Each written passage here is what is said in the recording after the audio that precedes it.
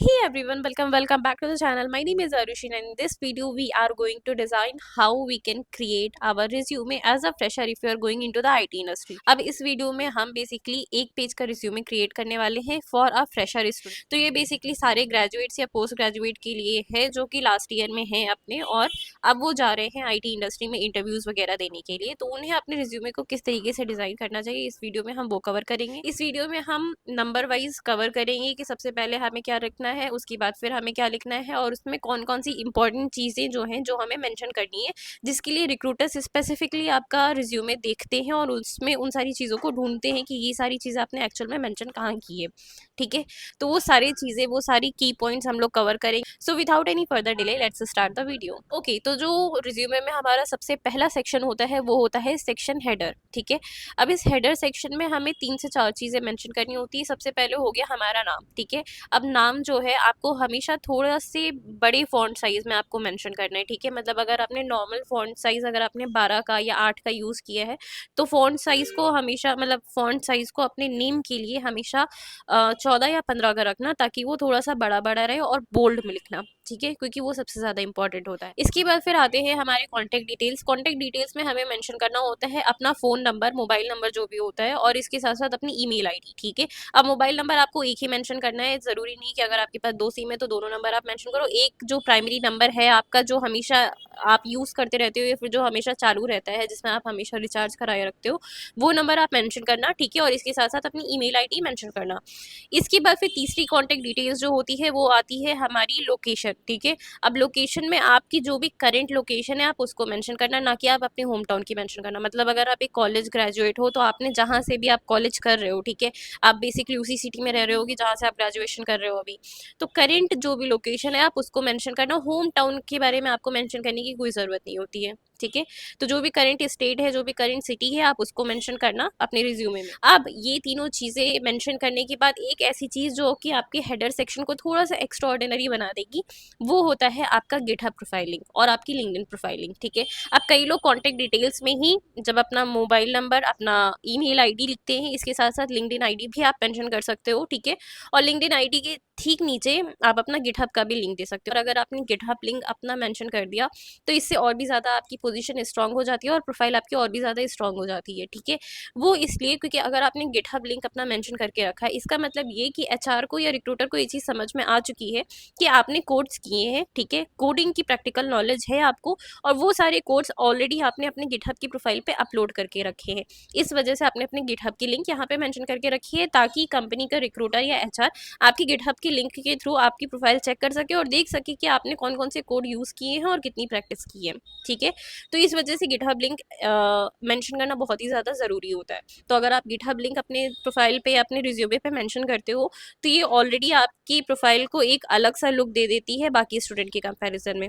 अब हम बात करने वाले हैं सेक्शन नंबर 2 की, जहाँ पे आपको अपने एजुकेशनल डिटेल्स के बारे में बताना होता है। अब एजुकेशनल डिटेल्स में आपको जो हायरार्की फॉलो करनी है, उसमें आपको सबसे पहले मेंशन करनी है आपकी मोस्ट रीसेंट डिग्री। अगर आप एमबीए कर रहे हो तो आपको अपनी पोस्ट ग्रेजुएशन डिग्री मेंशन करनी है, फिर ग्रेजुएशन की डिग्री मेंशन करनी है, फिर 12th की, फिर 10th की। ठीक है, और अगर आप बीटेक कर रहे हो या फिर कोई भी ग्रेजुएशन कर रहे हो तो आपको ग्रेजुएशन की डिग्री मेंशन करनी है, बीबीए, बीसीए जो भी है। ठीक है, उसके बाद फिर आपको 12th की मेंशन करनी है और उसके बाद फिर 10th की मेंशन करनी है। इन तीनों में आपको सबसे पहले आपने कॉलेज का नेम लिखना है या फिर स्कूल का नेम लिखना है। ठीक है, आपने जिस ईयर में इसको क्वालिफाई किया है वो ईयर लिखना है, और इसके साथ साथ आपके जो भी परसेंट आए थे या फिर सीजीपीए में, या परसेंट जो भी है, ठीक है, उसको मेंशन कर देना। बट आई सजेस्ट कि आप परसेंट लिखना, क्योंकि वो ज़्यादातर लोगों को समझ में आता है। कई बार सीजीपीए लोगों को नहीं समझ में आता है या फिर उन्हें काउंट करने में दिक्कत होती है। ठीक है, तो परसेंट अगर आप मेंशन करोगे तो वो ज़्यादा ईजी रहेगा बाकी रिक्रूटर्स के लिए या फिर एचआर्स के लिए। ठीक है, अब हम थर्ड सेक्शन के बारे में बात करने वाले हैं, जहाँ पे आपको अपनी टेक्निकल स्किल्स बतानी है या फिर प्रोग्रामिंग लैंग्वेजेस आपको मेंशन करनी है। ठीक है, तो थर्ड सेक्शन है हमारा स्किल्स का सेक्शन। अब इसमें सबसे पहले आपको मेंशन करनी है अपनी प्रोग्रामिंग लैंग्वेजेस, जैसे कि हो गया सी प्लस प्लस, पाइथन, जावा। ठीक है, और जो भी जितनी भी प्रोग्रामिंग लैंग्वेजेस होती है, जो भी आपको आती हैं, आर लैंग्वेज हो गई, जो भी आपको आती है वो आपको मेंशन करनी है। उसके बाद फिर दूसरे नंबर पे अगर आपको वेब डेवलपमेंट से रिलेटेड कोई लैंग्वेज आती है तो उसको आपको नीचे वाली लाइन में लिखना है, वेब टेक्नोलॉजीज में। ठीक है, जैसे कि HTML हो गया, CSS हो गया, जावा स्क्रिप्ट हो गया, रिएक्ट हो गया, ये आपको दूसरी लाइन में जहाँ पे आप वेब टेक्नोलॉजीज लिखोगे वहाँ पे आपको मेंशन करनी है। ठीक है, तीसरे नंबर पे आपको लिखना है डेटाबेसेस के बारे में जिस पे आपने काम किया या जो आपको यूज़ करना आता है, जैसे कि हो गया ओरेकल, माईस्क्वल, मोंगो MongoDB, ये सारे कुछ डेटाबेसेस है जो कि बहुत फेमस है, ठीक है, मार्केट में। तो अगर आपको इन्हें मेंशन करना है तो डेटाबेसेस का एक अलग से लाइन लिखना और उसमें ये सारी चीज़ें मेंशन करना, ठीक है। चौथे नंबर पे जो आपको मेंशन करना है वो है टूल्स के बारे में। अब आपने जो भी टूल्स यूज़ किए हैं, जैसे कि विजुअल कोड हो गया, ठीक है, और आर स्टूडियो हो गया, या फिर जुपिटर नोटबुक हो गया, या फिर कोई भी टूल जो भी आपने यूज़ किया है, ठीक है, गिटहब वगैरह, ये सारी भी टूल्स हैं, ठीक है। तो टूल्स को आप टूल्स वाले सेक्शन में मेंशन करना, ठीक है, अलग लाइन में। उसके बाद फिर लास्ट में आपको सॉफ्ट स्किल्स इसी में ऐड करनी है। तो सॉफ्ट स्किल्स अगेन आपको नेक्स्ट लाइन में लिखनी है, और सॉफ्ट स्किल में जो भी आपकी सॉफ्ट स्किल है इसको आप अच्छी तरीके से मेंशन कर देना। पब्लिक स्पीकिंग, कॉम्पिटिटिव प्रोग्रामिंग और जो भी चीज़ें हैं, ठीक है, इसको आप सॉफ्ट स्किल में मेंशन करना। तो स्किल सेक्शन में एक चीज़ आपको बहुत ही अच्छे से ध्यान रखनी है कि अगर आपने किसी ऐसी स्किल्स के बारे में लिखा है जिसके बारे में आपको जीरो नॉलेज है और इंटरव्यूअर ने आपसे पूछ लिया, तो आपकी बहुत बेइज्जती होगी। तो इसलिए ऐसी चीज़ें लिखने से बचना स्किल सेक्शन में, क्योंकि वो बहुत ही इंपॉर्टेंट सेक्शन होता है, ठीक है। ओके, तो अब हम बात करते हैं सेक्शन नंबर 4 की, जिसमें हम बात करने वाले हैं प्रोजेक्ट्स की। और ये सेक्शन बहुत ही ज़्यादा इंपॉर्टेंट होता है अगर आप इंटरव्यू में जाते हो तो, क्योंकि इंटरव्यूअर ज़्यादातर सेक्शन नंबर 3 जिसमें आपने टेक्निकल स्किल्स अपनी मेंशन की है वहाँ से, और सेक्शन नंबर 4 जहाँ पे आप अपने प्रोजेक्ट्स मेंशन करते हो, उन्हीं पे सबसे पहले वो ध्यान देता है, ठीक है। बाकी सारी चीज़ों पे उसे ध्यान नहीं है, मतलब अगर आपने अपने नाम की स्पेलिंग अगर गलत लिख दी है तो वो उस पर ध्यान नहीं देगा। बट सेक्शन 3 जहाँ पे आपने टेक्निकल स्किल्स मेंशन की है और प्रोजेक्ट वाला सेक्शन जो है उसमें आपसे कोई भी गलती नहीं होनी चाहिए, अदरवाइज बहुत ही खराब इंप्रेशन पड़ता है, ठीक है। अब सेक्शन नंबर 4 में जो प्रोजेक्ट वाला सेक्शन होता है, ये विन विन सिचुएशन होती है आपके लिए अगर इसको आपने अच्छी तरीके से मेंशन किया है अपने रिज्यूमे में। प्लस इंटरव्यूअर के क्वेश्चंस पूछने पे अगर आपने हर एक क्वेश्चन का अच्छे से जवाब दिया है तो फिर आपका इंटरव्यू क्लियर होना पक्का होता है, ठीक है। अब आपको प्रोजेक्ट्स मेंशन कैसे करने हैं इसका तरीका पहले जान लो। प्रोजेक्ट मेंशन करने का सबसे अच्छा और आसान तरीका होता है स्टार मेथड को फॉलो करना।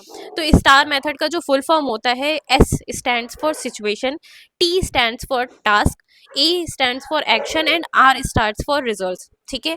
अब स्टार मेथड को आप कैसे फॉलो कर सकते हो अपने प्रोजेक्ट्स को मेंशन करने के लिए, इसके बारे में हम बात करते हैं। तो सिचुएशन का मतलब होता है कि आपको अपनी प्रॉब्लम स्टेटमेंट लिखनी होती है, ठीक है, कि आपने क्या प्रॉब्लम ऐसी फेस की जिसके थ्रू आपको लगा कि हाँ अगर ये प्रोजेक्ट हम बनाते हैं तो इससे ये प्रॉब्लम सॉल्व हो सकती है, ठीक है। तो यहाँ पे आपको वो सिचुएशन बतानी होती है जिसको सॉल्व करने के लिए, जिसको क्लियर करने के लिए आपने उस प्रोजेक्ट को डिज़ाइन किया है, ठीक है। उसके बाद फिर आता है टास्क, ठीक है। अब मान लो कि आपने प्रोजेक्ट डिसाइड कर लिया कि हाँ ये प्रॉब्लम है और इस प्रॉब्लम को हम इस प्रोजेक्ट के थ्रू इस तरीके से सॉल्व करेंगे। इसके लिए आपने अपनी एक टीम बनाई, प्रोजेक्ट टीम, और प्रोजेक्ट टीम में 4 लोग हैं, तो 4 लोगों के पास अलग अलग टास्क होंगे, ठीक है। 4 लोग एक काम तो करेंगे नहीं, तो 4 लोगों में से आपको क्या टास्क मिला, आपको क्या काम करना था, या आपकी क्या रिस्पॉन्सिबिलिटी थी, ये आपको समझाना होगा कि आपके पास क्या टास्क था, ठीक है। तो मान लो कि एक बंदे को डेटाबेस का काम मिला, एक बंदे को टेस्टिंग का काम मिला, एक बंदे को कुछ रिसर्च वगैरह का काम मिला, ठीक है, और आपको मिला front end web page design करने का काम, ठीक है, जो भी लैंडिंग पेज होता है वो डिजाइन करने का काम आपका था। तो आपको अपना टास्क फिर एक्सप्लेन करना है कि मुझे लैंडिंग पेज डिजाइन करना था, ये मेरा टास्क था, ठीक है, उसको अच्छी तरीके से आपको एक्सप्लेन करना है। उसके बाद फिर ए स्टैंड्स फॉर एक्शन। अब आपको जो भी टास्क मिला उसको परफॉर्म करने के लिए आपने क्या एक्शंस लिए, आपने कौन सी लैंग्वेजेस यूज की, आपने क्या रिसर्च की, आपने कौन कौन सी टूल्स यूज किए, ये सारी चीजें आपको यहाँ पे मेंशन करनी होती है, और इसको बहुत ही क्लियरली तरीके से मेंशन करना है कि आपने HTML यूज किया, CSS यूज किया, जावा स्क्रिप्ट यूज किया, या फिर R यूज किया, ठीक है।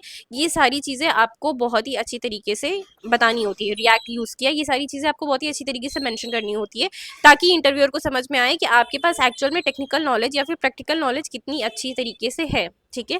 तो ये सारी चीजें आपको मेंशन करनी होती है एक्शन वाले सेक्शन में, ठीक है। अब एक्शंस बताने के बाद फिर आपने ये सारे एक्शंस परफॉर्म करने के बाद उसका रिजल्ट क्या निकला या फिर उसका आउटपुट क्या निकला, ये आपको बताना होता है। अब ये आपको जितना अच्छे तरीके से आप डिस्क्राइब कर सकते हो उतनी अच्छी बात है, और अगर आप इस चीज़ को नहीं अगर आप एक्सप्लेन कर पा रहे हो तो कोशिश करो कि इसका एक आउटपुट या इसका एक लिंक रखे रहो, ठीक है, या फिर एक स्क्रीनशॉट रखे रहो कि ठीक है मैंने ये पेज डिज़ाइन किया था, तो उसका आउटपुट जो है आप अपनी तरह से एक्सप्लेन करो।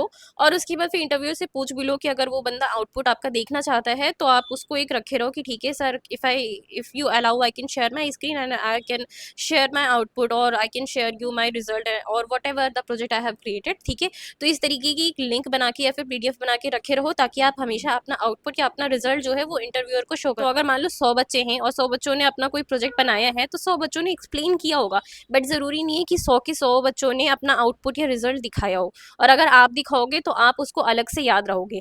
और इसके अलावा अगर आप चाहते हो कि आप बाकी बच्चों से थोड़ा सा अलग स्टैंड आउट करो, तो इसके लिए अगर आप स्टार मेथड को फॉलो करते हो तो ये भी बहुत हटके तरीका है, जिससे कि इंटरव्यूअर आपका नाम याद रखेगा कि हाँ ठीक है, ये कोई बच्चा था जिसने ऐसे ऐसे कोई फॉर्मेट फॉलो किया था स्टार मेथड को, और बहुत ही अच्छी तरीके से उसने अपने प्रोजेक्ट्स को एक्सप्लेन किया था, ठीक है, स्टार मेथड का यूज करके। तो इस वजह से आपको ये छोटी छोटी ट्रिक्स फॉलो करनी होती है, ताकि इंटरव्यूअर या फिर रिक्रूटर जो है वो आपके चेहरे को या फिर आपकी प्रोफाइल को अच्छी तरीके से याद रख सके, ठीक है। तो यहाँ पे कंप्लीट हो चुका है हमारा सेक्शन नंबर 4।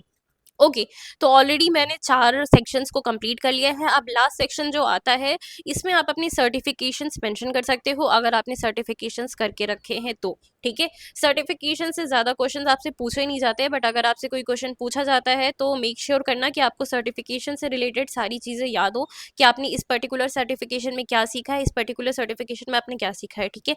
वैसे तो सर्टिफिकेशन से ज़्यादा क्वेश्चन पूछे नहीं जाते, बट मेक श्योर करना कि अगर आपसे पूछा जाए तो आपको ये सारी चीज़ें आनी चाहिए, कि अगर आपने ये पर्टिकुलर सर्टिफिकेशन इस पर्टिकुलर कोर्स इस पर्टिकुलर वेबसाइट से किया है, तो आपने क्यों किया है, पेड था, नॉन पेड था, इससे आपने क्या सीखा, इससे आपने कौन कौन से प्रोजेक्ट्स क्रिएट किए, ये सारी चीज़ें आपको अच्छी तरीके से आनी चाहिए, ताकि आप ये सारी चीज़ें अच्छी तरीके से मेंशन कर पाओ, ठीक है।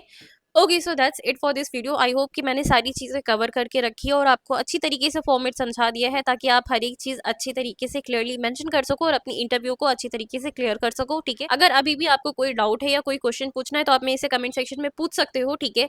आई विल मेक श्योर कि हम उसका जल्दी से जल्दी रिप्लाई करने की कोशिश करेंगी। तब तक के लिए मेरे चैनल को सब्सक्राइब कर देना, और वीडियो अगर आपको अच्छा लगा हो तो वीडियो को लाइक कर देना, ताकि आपको अगली वीडियो की नोटिफिकेशन आती रहे। Thank you so much for watching and don't forget to subscribe to my channel.